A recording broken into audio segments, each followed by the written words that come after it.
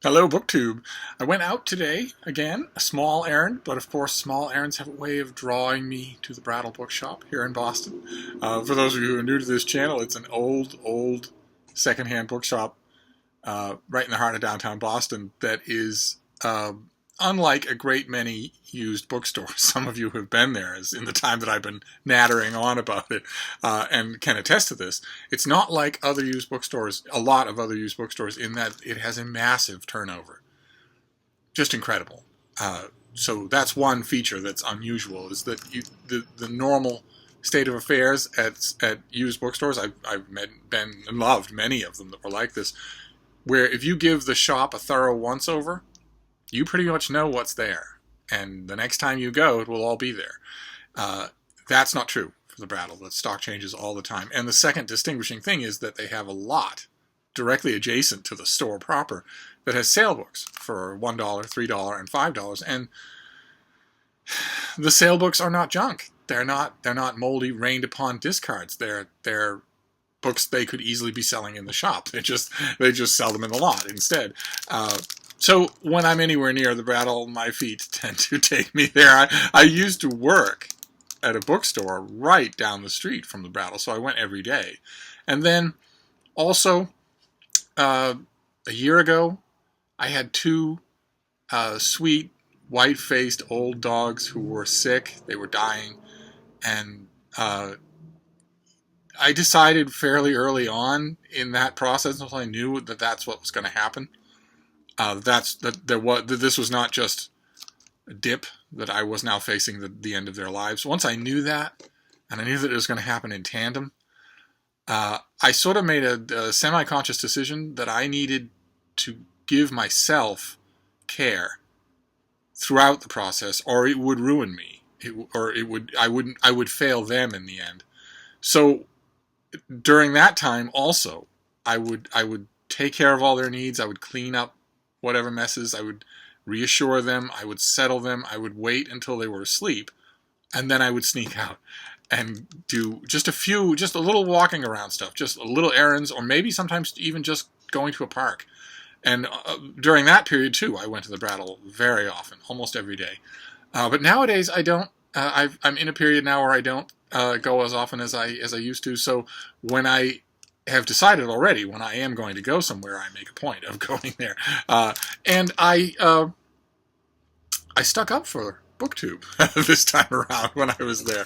I met in the sale lot. I met an old friend of mine who's now a college professor here at one of Boston's innumerable colleges. And whenever he sneaks time, he goes to the sale lot at the Brattle. A lot of people do that. And we met over the carts and we started chatting. And at one point, unsolicited by me, he brought up Booktube and said, "What?" He's never watched my Booktube channel. I'm sure he never will. But he said, "What do you have to talk with those people about? Aren't they all like really young?" And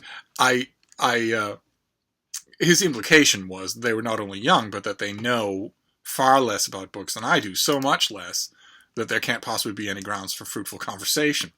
And I pointed out to him that he himself is 30 years younger than I am, so he would count as a kid in my book. And also, I pointed out that he needed quite a bit of, let's call it, advice with his last book, which is on a subject for which he is nationally renowned. So, and he didn't like either one of those reminders. So, but I wasn't going to let him badmouth my lame-ass Booktube friends.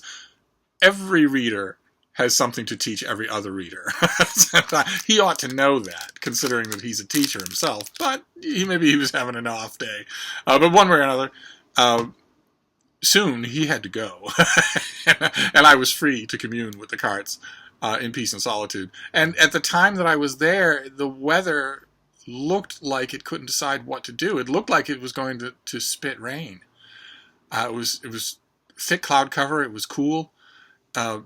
So there weren't many people there, so I just browsed to my heart's content. I knew I had a little time, so I browsed to my heart's content, and I want to show you the proceeds. And let's see, what should we start with? Oh, we'll start with this. I've had this volume before. It's a Penguin, but not a Penguin classic, although it could easily be. And I look forward to the day. The day will be coming soon, I'm sure, when these will be Black Spine Penguin classics. God help us all. Then I will need to go through it. But in the meantime, I've had this volume before, and I just haven't held on to it. And this time I'm going to, because this time I think I'm sort of determined to read it again. And that's Remembrance of Things Past by Proust. This is volume 1, which has the first 2 books in Search of Lost Time, in the classic old translation. But this is a Penguin classic, so it's not the usual gray and black hardcover or gray and black paperbacks that you see in the American press, and it's not any of the newer updates of those either. It's just the standard Proust from decades and decades ago. And I got this not only because I love the Penguin binding. If I reinforce the cover, I can read this forever. And also because I do want to read this again with an open mind. I'm constantly nagged by the thought that this really is the transcendent masterpiece that everybody who loves it says it is, and that I'm just missing it, and I hate that feeling. And also, something I've mentioned about the Brattle bookshop before, they buy all the time. Their van is out on the road all the time to houses and estate sales and whatnot. And they box everything up, and they bring it back to the Brattle shop, and they bring it down to the basement where all of the bought books go. And things down there can wait for indeterminate amounts of time until their pallet is cleared out, or until they are the next box that comes to hand.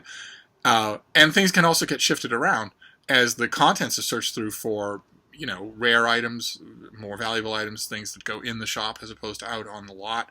And I have found, through whatever Poisson diagram of distribution, whatever mathematics are involved, I have found that often, if I see one book in a series of some kind out in the sale lot, I will eventually, relatively soon, see its companion volumes. I would like the other 2 volumes to this. So, if I got it for that as well. I didn't want to let this go and then, 2 weeks, 3 weeks from now, see volume 2. But I would have got this anyway, because Proust is on my mind. When these books come out as a 3-volume, or even a 6-volume, God help us all, Black Spine Penguin Classic, I expect to be getting them. I want to be ready. I want to grapple with this. It seems impossible to me. All the other massive national epics, the books that people just swear by, all the other ones, I get. All of them, I get. Except this one. And now I know the French are inscrutable. But that shouldn't rule out their literature, should it? There are plenty of French books I like, but this one, meh. English, touchstone classics, Pamela, Clarissa, Tom Jones, Middlemarch, I get them. The Chinese and Japanese classics that I've read in translation, I understand. I read a translation, preferably I read 2 or 3 translations.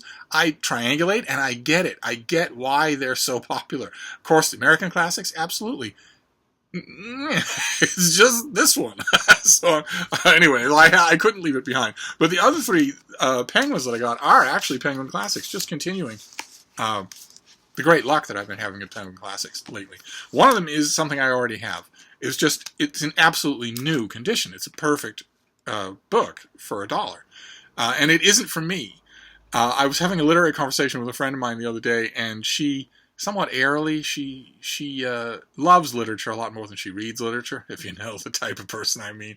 And she was going on and on, in a sort of half-dreamy voice with her hands waving in the air like she was swatting at really slow insects, about how Othello is simply the greatest portrait of jealousy that has ever been committed to paper.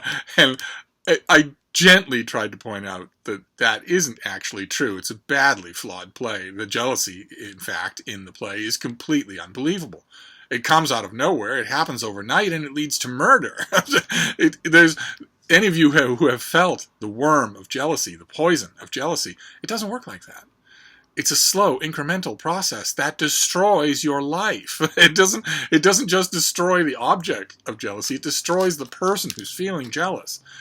And I tried to gently point that out, but it didn't do any good. I just pointed out there are probably better portraits of jealousy in literature, and she flat out didn't believe me. So I told her I had one in mind, and the next time I found it, I would get a copy and give it to her. And it's this. He Knew He Was Right by Anthony Trollope, which is the most devastating portrait of jealousy I know of in literature, where a man suspects his new wife of being unfaithful to him with an old friend of hers, with an old friend of her family. There's no grounds to it, but he gets worse and worse and worse. It finally breaks his health and his mind and then kills him over the course of a very long book. And you feel it. You really feel it. It's, I don't know that she'll read it, but I felt it was my duty to get it. And the other two Penguins are Penguin classics that I have never had before, which just goes to show this run of luck that I'm having with Penguin classics, aided and abetted quite a bit by some of you who are finally starting to get on the Project Penguin bandwagon. Here's how it works for those many, many, many hundreds of you who are holding out. You take your cellular phone, the phone you keep on your person at all times that has a high-definition camera in it, you take that with you to your local bookshop, your charity shop, your Savers, your whatever, your Salvation Army, your Goodwill, wherever you see massive amounts of used books, and you take pictures of their Penguin classics, and then you send me those pictures, and I will either say, meh, or I'll squeal like a happy little piglet. If I squeal, then you send them to me. But anyway, the next two Penguin classics were ones that I've never had before, and they're both in their own way irritating. But I'm happy to find them, but they irritate me. The first one's this. Look at this. This is Pietro Aretino's selected letters. That is a portrait of the author by his best friend, the painter Titian, who was Aretino. He's famous for his dialogues. He wrote literary dialogues. It was a fashion at the time. But in addition to that, he wrote letters. Wonderful, wonderful letters. He wrote a lot of other things too. He was a first-rate hack who could turn out very good readable prose at the drop of a hat on all kinds of subjects, including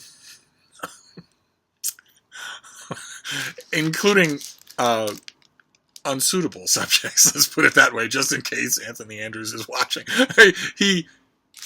He wrote all sorts of stuff, and some of the stuff he wrote was for illicit purposes, and it was massively popular. But it's tainted his reputation.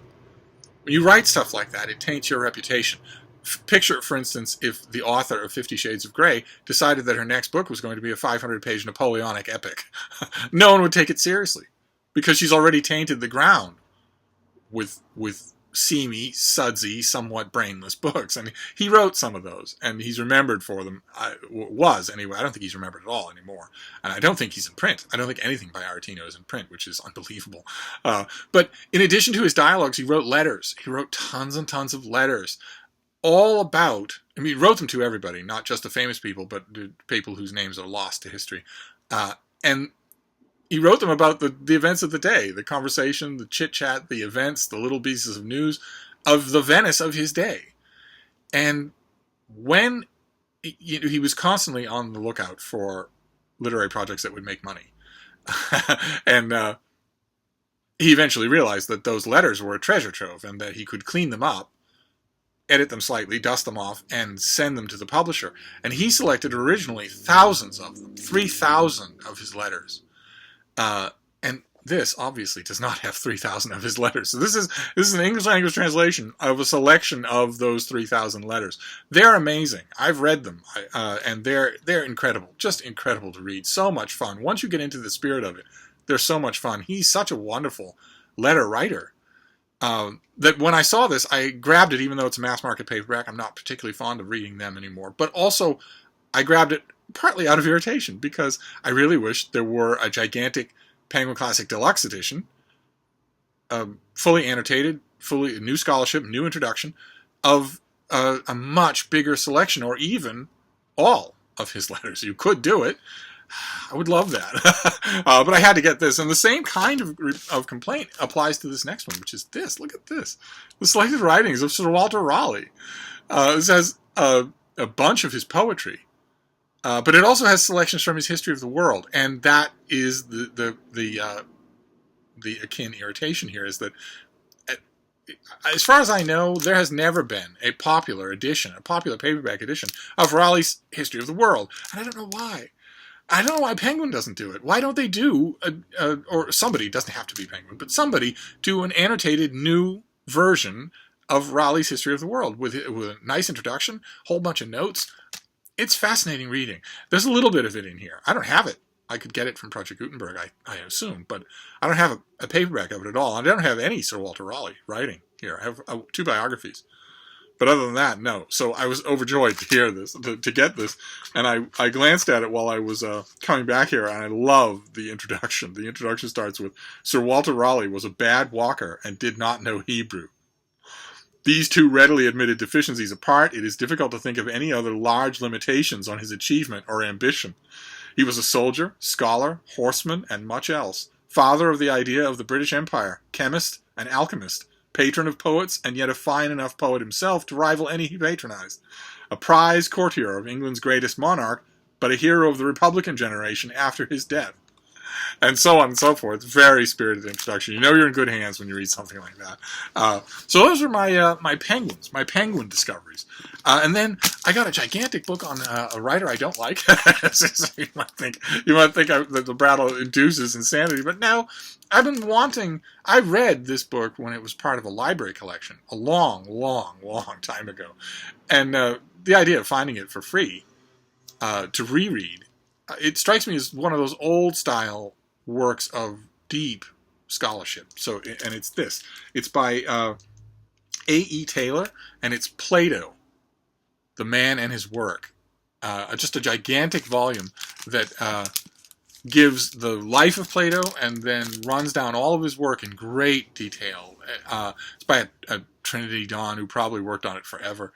And I remember when I got, you can almost see what the naked hardcover looked like. It looked like that when I got it from the library, and years and years and years and years ago.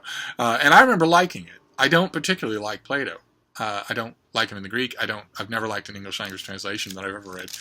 But I remember liking this book. It struck me as really, really smart. So when I saw it, I grabbed it. And then the next one is something I read all about. This is David Kinnison's Austerity Britain. This Britain immediately after World War II, on rationing and bleak skies and all that sort of stuff. Saddled with debts, enormous amounts of damage, and an overly strained infrastructure and all that. It's a great big tome that includes two volumes that he wrote on the subject.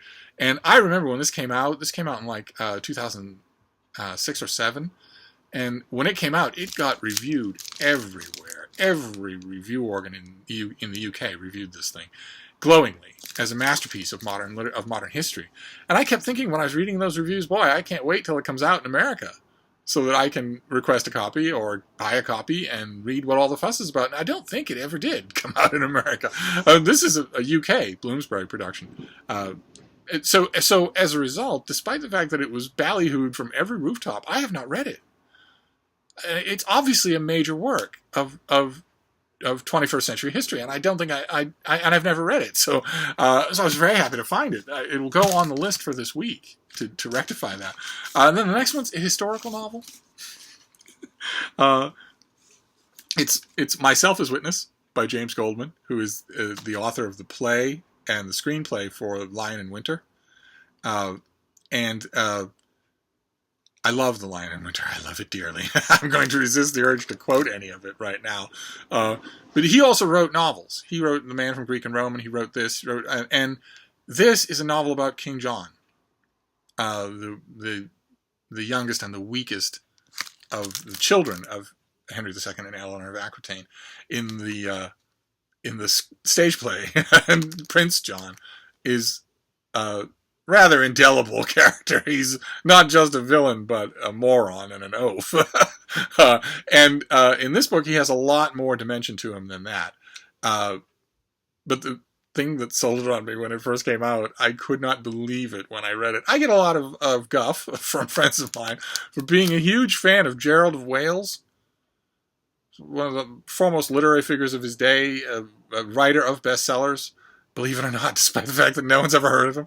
And when I knew that this book was coming out, and then I dipped into it, I saw that it's narrated by Gerald of Wales. So I grabbed it, but the thing that really struck me is the portrait of John. King John is one of those rare figures in history that I think is better captured in fiction than in nonfiction. Not only in this book, but also in James Kluger's historical novel, The Sheriff of Nottingham, which you absolutely should not miss. If you see it, you should grab it. You absolutely should not miss it. Don't be fooled by the title, which might make you think it's some sort of watered-down rehash of Robin Hood. Buy it and read it. If you're a historical fiction fan, you will love it. But also this. You will also love this. They're both well and truly out of print. This thing especially. You'd have to find it at a used bookstore, and it would have to be a pretty good used bookstore. And used bookstores are only as good as their buys, right? If you run a used bookshop in Johnston, Iowa, you're going to have bloated, creased Tom Clancy mass market paperbacks and tons of romance, because that's all you have to buy. But in a place like Boston, you have your pick. That's why the Brattle's turnover is so amazing. That's why their sale carts are so incredible. But I got this because I have a copy of this, but it's ratty. It's falling to pieces, and this is not. So I will reinforce the dust jacket of this thing, and then it will just be my copy. I think I know for a fact that quite a few people in the hinterlands here in America don't have access to something like the Brattle, and I know this for a fact because I heard a story today at the Brattle from the owner, who tracked me down in the aisles inside and said that he does shows often for Antiques Roadshow. People bring him books they found in their attic or whatever, and they'll want to know how valuable they are, and there is no one currently alive in America who knows more about that subject than Ken Gloss, the proprietor, the owner of the Brattle.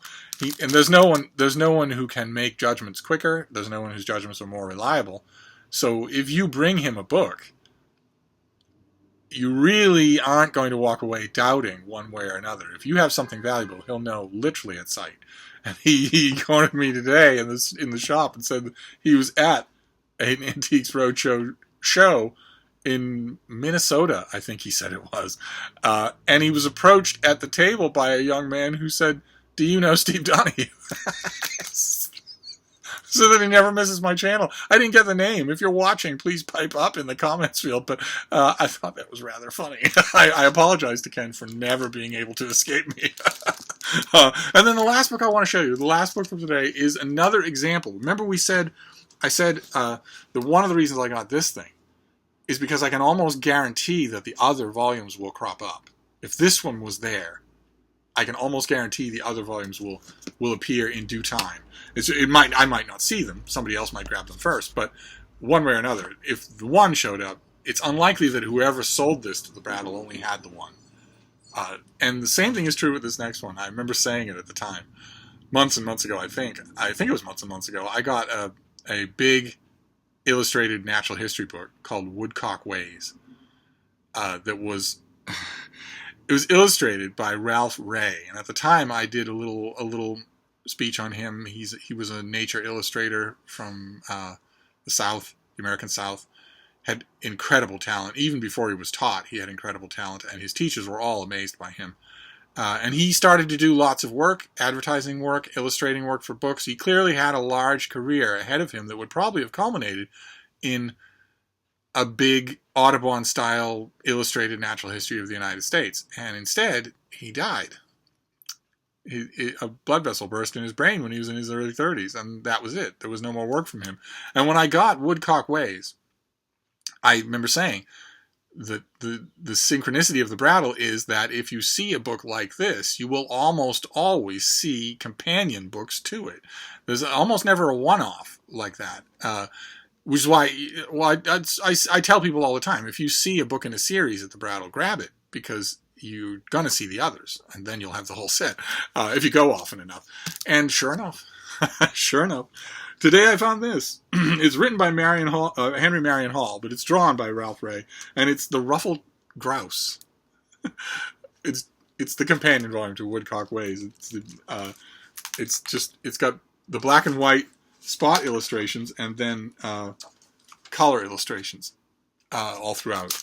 So it'll go on the shelf. I now have the 2 books that he did. I think he did one other.